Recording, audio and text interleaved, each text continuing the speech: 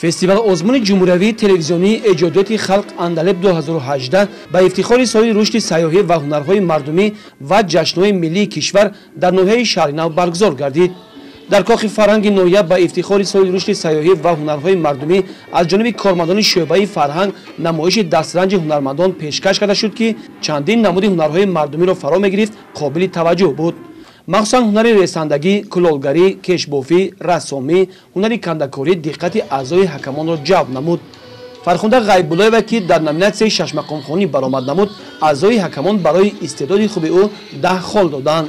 дар фестивал озмуни ҷумҳуриявии Андалеб ширкат варзида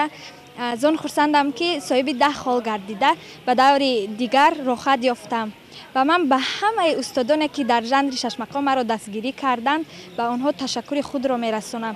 ва устодони ман дар ин ҷода бениҳоят зиёданд. Аз ҳамаи онҳо миннатдор ҳастам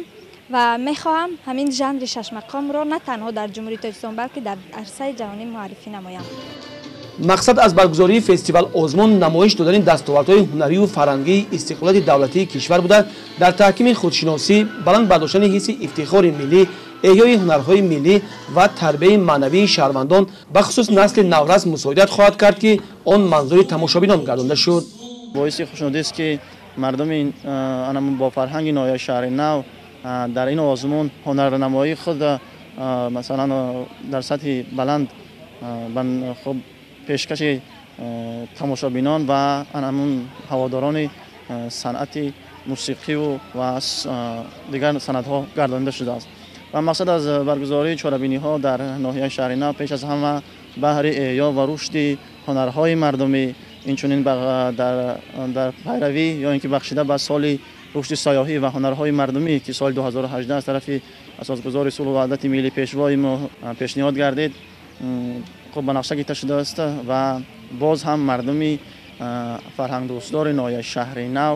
барои эҳё ва рушди анъанаҳои миллӣ, инчунин анамун суннатҳои ниёгони хеш хуб талош карданд ва минбаъд ҳам баҳри аз насл ба насл боқӣ мондани ин ҳунарҳои худ камари ҳиммат мебанданд.